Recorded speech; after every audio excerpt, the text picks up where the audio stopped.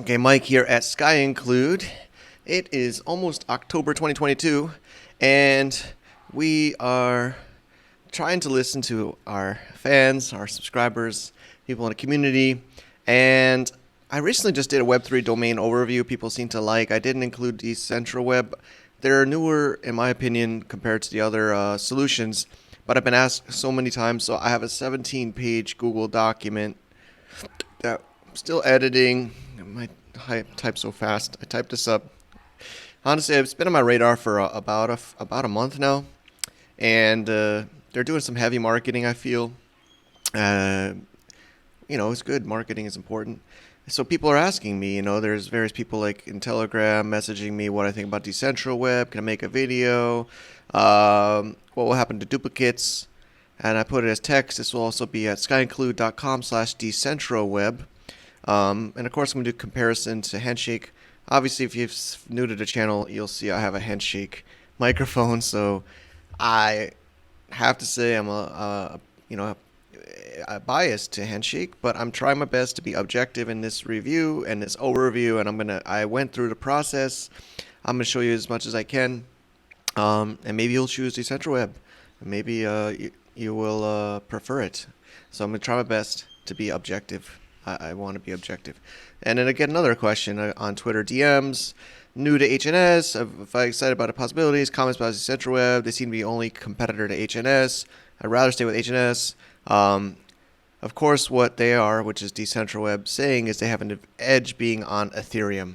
And that's, I think, the biggest difference. And it takes a long time to describe this. And then I got this tweet just a couple days ago that finally motivated me.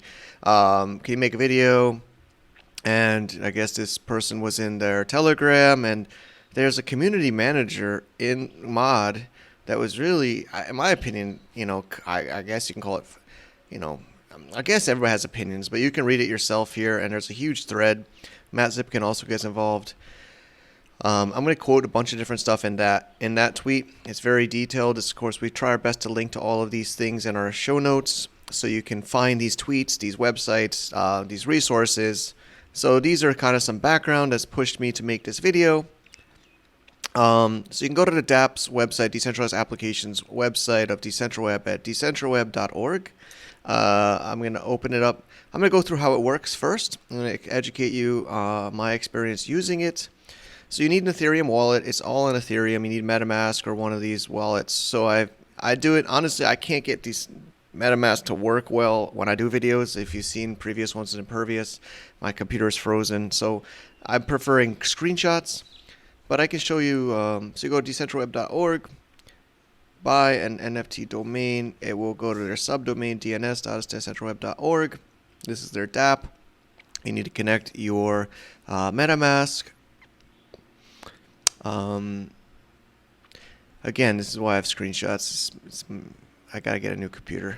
But yeah, I think I'm already connected. So I've already connected my wallet. You can see here one of my wallets. Again, I like my privacy. In Ethereum, everything is public on this wallet. Every activity. I don't like that personally. I guess some people like that. So you can see what's been registered, what date, how much they paid. Mostly it's DWEB token, which we'll talk about. Let me go back to screenshots because of course, so basically you search for a domain or an address. As far as we could see, 1Ls and 2Ls, like L, I don't think is available. They also did do reserved names. I'm not sure what's the reserved name list. I cannot find it in.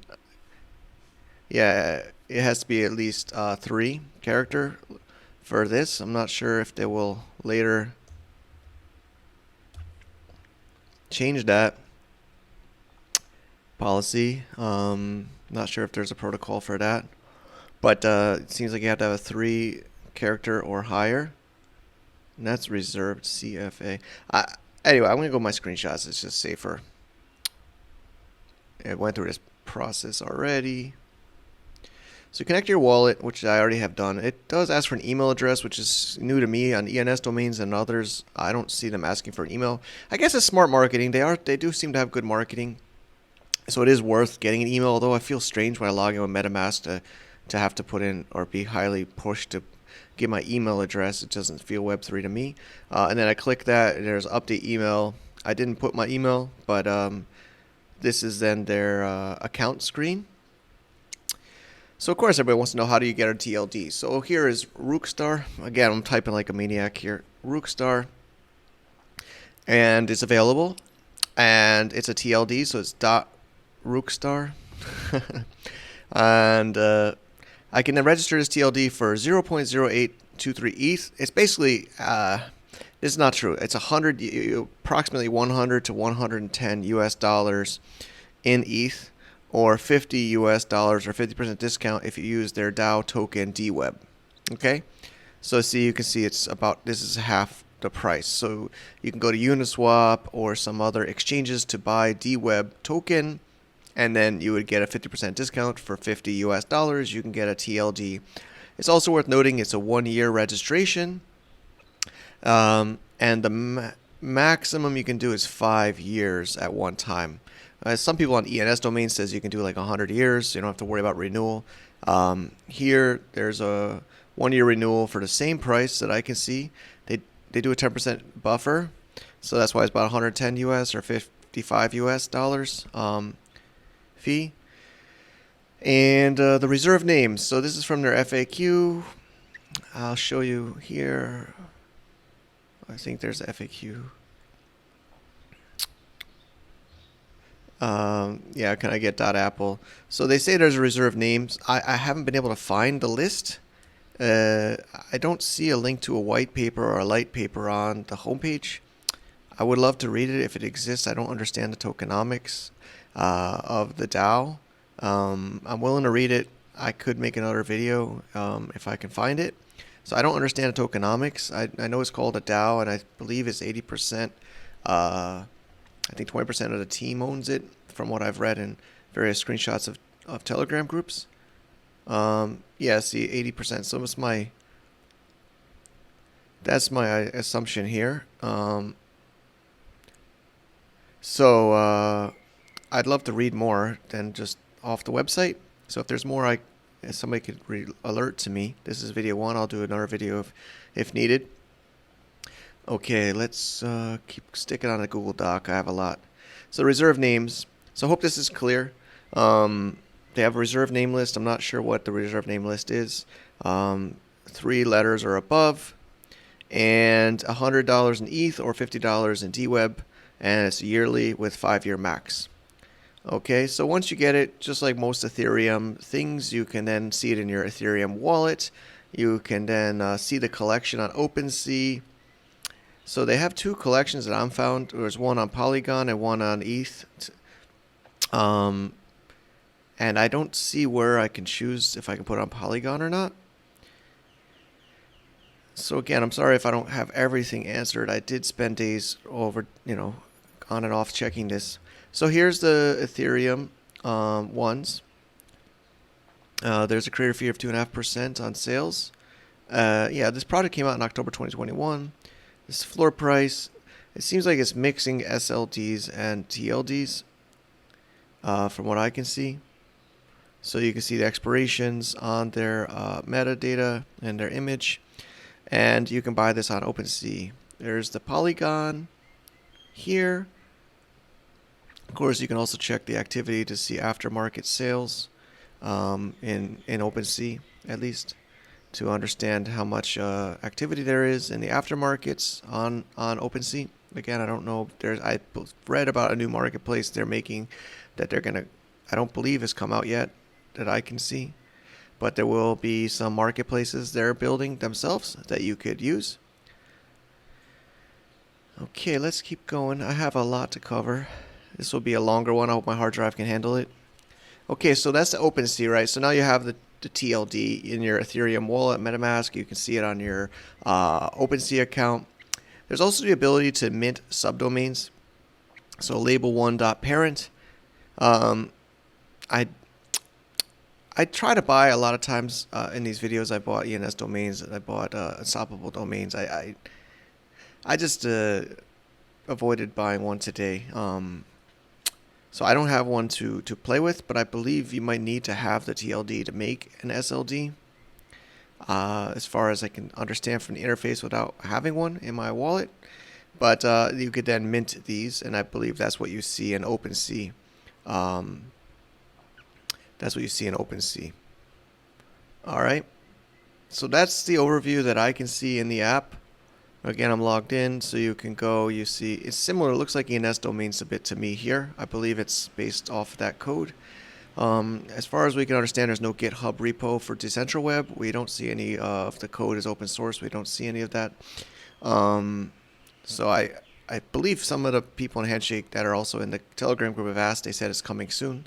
So maybe they will open source their code. But as far as we can see, it's not open source right now. And then, this one actually kind of makes me mad. Is when they talk about competitors and their verbiage and their words. So it's right off the homepage on decentraweb.org. You can go to the FAQ on the bottom. And the first FAQ is how is it different than Unstoppable, ENS, and Handshake. And, they said Unstoppable, which we kind of agree with. Only TLDs and centralized approach, we agree. ENS is only .eth. And they're also saying it's a multi-sig wallet. I think there's 7 people, nick.eth and others, which is one of theirs. And then they say the closest competitor is Handshake and the protocol, right? They feel it's flawed. They say proof of work based on Bitcoin, which is true. And they think that DNS shouldn't be on a insecure blockchain, that on its own chain with a common hashing algorithm, which is not true from what I've studied. I did a video with Matt Zipkin about 51% attacks. These are not Bitcoin ASICs you can use. This is not based on Bitcoin hashing. From what I've been told, it's not, and I've even seen with screenshots from these other community members saying that it's not the same as Bitcoin, so they can't take Bitcoin miners and attack Handshake chain. And basically that's the main point. But they said Solana has 20-hour downtime, but there's been no downtime of Handshake in 2.5 years, almost 2.5 years. So they're saying it's very susceptible. Basically, the big argument is this 51% attack. If you watch my video with Matt Zipkin, it's like a 30-minute talk about 51% attacks. But they're basically criticizing it being proof of work and small chain that can be attacked easily and taken over. I also put it as text here. So again, let's just address this. The 51% attack, I put this myself, so what? You can watch this video. Matt Zipkin chimed in on the tweets. Angry Mouse says quite a lot, and I took a screenshot of this. Matt Zipkin's a tech. He's very intelligent, so he's not going to say it's not attackable. Maybe I'll open this. Try not to overheat my computer. But basically, Matt's being very, which I like about him. Is very honest and not trying to make hyperbole. But he's saying, yeah, we need to do it as a community to improve the chain, get more hash rate, more distribution, more mining, more nodes. Just like early stages of Bitcoin and other chains. Yeah.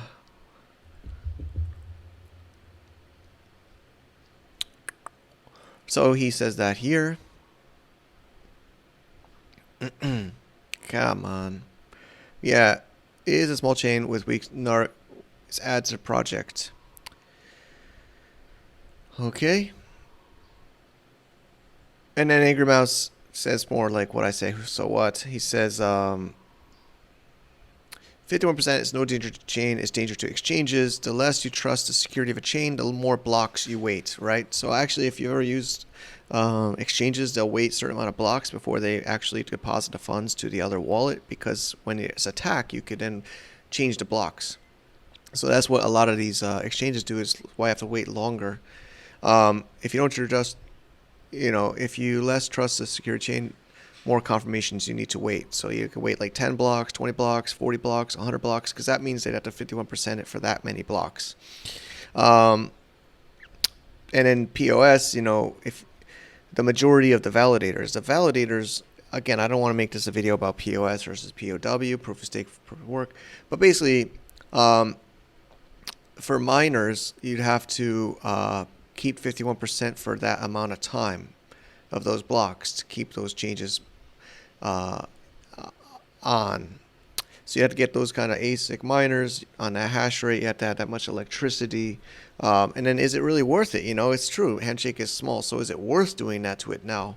It would be worth doing it to it when it's bigger. And when it's bigger, it's going to be harder to attack, right? So it's like risk reward. If you attack it now, you could do some maybe more easily. But is it worth doing that? And then when it gets more valuable and it's more interesting to be attacked, then it would be most likely more miners and more hash rate at that time. And then this domain visionary says there's no light client. I have to study this.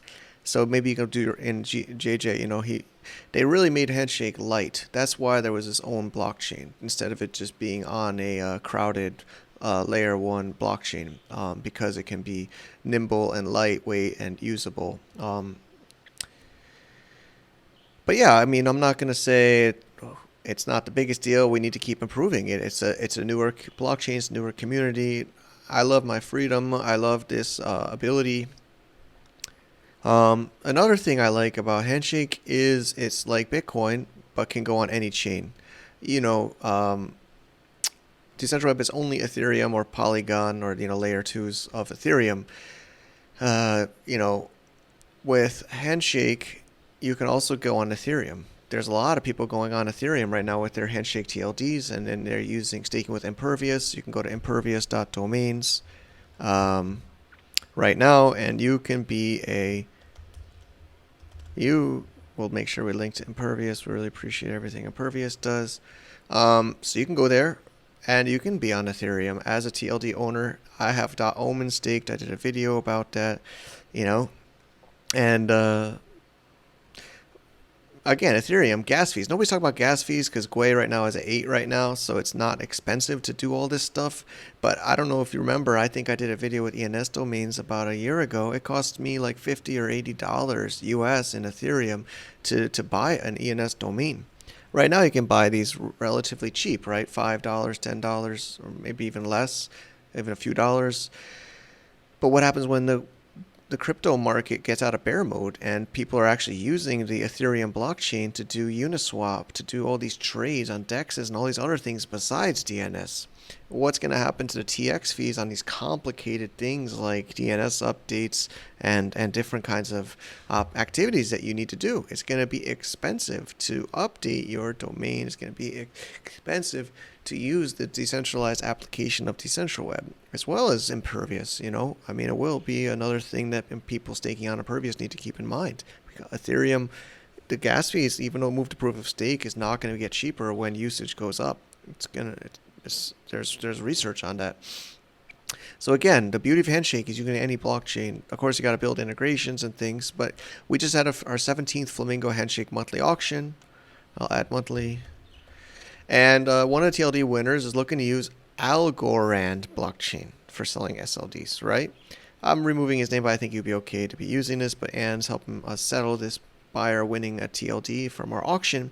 And he's saying, I don't think I'm going to use, he uses Bobble, it doesn't use Namebase, right? He's maybe not going to use, he's going to use, not going to use EVM or Ethereum, right? He's going to use Algorand. I don't even know what this one. That's the beautiful thing, right? But he can do what he wants. His TLD, he can do whatever he wants. This is what I like about this stuff. It's open source. It's flexible. It's lightweight. Yes, it's his own blockchain, but it's just because it's his own small blockchain, it can be done that way. So looking at the token of DWEB, again, it's a bear market. I screen grabbed it when it was actually moving up. It's at 14 cents. It came out, like $2 or $3. Obviously that was the bull market when it came out in October 2021. We're doing this video, in October 2022 almost. So yeah, everything's hard. I'm not going to pick on the price because Handshake price has gotten crushed. Everything's gotten crushed. So I'm not trying to pick on price. But yeah, you could buy it on Uniswap, QuickSwap, MXC. and buy it there. Okay. Yeah, I mean, I'm not trying to say pick on them. So let's look at the team. So teams of Handshake versus Decentraweb. The Decentraweb team from their own website is 3 people. 3 people. Michael, Mafia Boy. I should be able to speak to some. I have some Italian in me, Italian American. Calce. He's the. I think he's the main operator. I mean, I've seen him pretty active in groups and pushing forward. And then there's 2 people from GoDaddy. So there's people in Handshake that are talking to me in like private messages, thinking that maybe GoDaddy's involved with this or is funding this privately. But we can't verify this. It's not verifiable. But 2 GoDaddy people, former senior architect and former GoDaddy CTO, Arn and Adam. I haven't seen them much in the project actively, but obviously it's good to have very experienced people. So yeah, the most active one is this Michael, or Mafia Boy. He definitely has experiences with security. If you look it up in the year 2000, it seems like he was involved with DDoS attacks on CNN and E-Trade. There's a Wired article about this. So he definitely has experiences as a hacking and security and DDoS attacks, and maybe that's his concern for Handshake. You can read his article. I'm not, I'm not trying to pry too much, but I mean, obviously, to be able to hack stuff means you have to understand how to do it, and a lot of times the best security people are people that have been hackers in the past. It's because they understand it well. You can research it yourself, Mafia Boy. Personally, no offense, but my name is Michelini. I'm a Italian American, 25%. My grandfather and great grandfather came to America from Italy, and my grandfather was killed by the mafia when my dad was 13 years old. I don't like The Sopranos. I don't like this whole glorification of it. I like the movies, Scarface and stuff. They're cool movies. But I don't like to glorify mafia. I think the mafia in any kind of culture is not good. They're preying off their own people. So I would recommend changing your nickname. I don't like mafia. But yeah, he's basically really pushing hard on saying that this 51% of Handshake is the big flaw and being on their own blockchain. So it seems like big argument. The big difference is if you want proof of stake Ethereum, like the second biggest blockchain in the world besides Bitcoin, or do you want a fork of Bitcoin that's a smaller, light client, nimble, lower cost, flexible blockchain? Obviously, I'm saying that in the way I like to say it. And let's go to the team. So a Handshake team, nobody. There were 4 founders. Look, they've been somewhat active, but they're not, they're not trying to be like the hyper pushers, like in other projects. But honestly, this is obviously used by other teams also, like Butterfly Protocol we've covered in the past. I don't know if they're around still, but these other teams, they come out and say their team doesn't do anything. Their team's not active. Look at their Twitter; it's not been active. Since August, it's not active. I think that's what I and many in Handshake like is the founders are not pushing us to follow and listen to what they do. We can do what we want to do. I can start a Flamingo Handshake auction, run HandyCon. I can do this channel. I don't need to ask permission. I don't need to think there's some centralized team that's telling me what I can and cannot do. And I got to ask team and a Telegram group. I've been involved in other projects. I've gotten deeper into blockchain with Handshake, and I don't like these other blockchains to have centralized teams, and it's like I'm an investor and I talk to the team and I ask the team what's the status of the development. It's not like that in Handshake. Let's look at the last points, and I know this is long. Decentralization, airdrop, distribution. Handshake's been around, because it's still a small chain, but it's been around since mainnet in March 2020. I wish I was there for that. I got involved in September, October 2020. But it's been around for a while, It's also open source. It's all on GitHub. You can see the development. Zipkin is contributing, and many other developers. I wish I was more of a developer. I hope my son could be a better developer than me. But I'm doing my part here with, trying to educate. But yeah, Decentraweb, I'm not seeing is open source. I've heard others in the community and Handshake asking the Decentraweb team if it's got a GitHub repo. I think it was even removed from somebody's rumor told me, but there's no GitHub that we can see that the community can contribute towards and view. And my favorite part about Handshake, one of the things that really got me was the airdrop, the open source developer airdrop. And if you go to handshake.org, if you're a GitHub developer like 2018, actually some of my friends like Leon have gotten this for free. And he just wanted money. He sold it. He didn't help at all with Handshake. I love you, Leon. You're my friend. And it's fine. You know, Brave Browser claimed their airdrop and they dumped it on the market. They drove the price down. They took the dollars or whatever they could sell it for. And that's okay. You know, I mean, obviously we wish in the community that these people that got these airdrops would be more active, and some do. Fernando got his airdrop, and Fernando's a very active contributor and developer in the community. Shout out to Fernando Falchi. So some have gotten in there from that, but that's what it's meant to be, owned by the people. So the top internet companies at the time of Snapshot, the top active GitHub developers creating on open source, the top websites, TLDs, reserve names, is all for those people. You know, even ICANN can claim a lot of HNS. You know, VeriSign, GoDaddy can claim all this money for free. So that's what I like about it. One of the features I like about it. And then my last part is ICANN has had reports talking about these Web3 domains, decentralized domains. They talked about ENS. They talked about Unstoppable. They talked about Handshake. They don't talk about Decentraweb. They don't talk about Butterfly Protocol. They don't talk about Tezos domains. They don't talk about Polkadot domains. They don't talk about, I mean, how many naming solutions have I? Namecoin. They don't talk about any of these. Talk about those three. Actually, it's mostly about ENS and Handshake, honestly. I don't remember seeing too much about Unstoppable. So, you know, I mean, if I had to come out with a new naming protocol in 2022, I mean, or 2021, I think it's going to get harder and harder. People are getting used to it. Like, I'm kind of in Handshake already, you know. I don't really want to learn another one. I'm open-minded. So, of course, I love Handshake. It's my conclusion. I mean, I gave you an overview of Decentraweb. You can spend the $50 in DWEB or $100 in Ethereum for 1 year registration of a TLD. You can mint a SLD, put it on OpenSea or in their marketplace. You can sell it. You can make money. You can use their browser plugins, you know, to view your domains. But I don't know. I mean, you can be part of their DAO. You know, 80% owned by the community or in the open market. But at Handshake, I'm a director. I don't need to be part of a DAO. I don't need to, you know, like wait for a team to develop a browser plugin. I can see the code. I can talk to the developers. Yeah, it's small. Yeah, it can be attacked. Help us. Contribute, be part of it. You watching this can be part of the future of the internet, of Handshake. I still believe in it more than ever. You know, I'm still active. I'm getting names. I'm building things, doing events, and you can too. You can start your own channel. Man, this is a long video. But anyway, I'm gonna cut it here. skyinclude.com/Decentraweb. I hope this didn't freeze. Thanks for watching. Have a great day.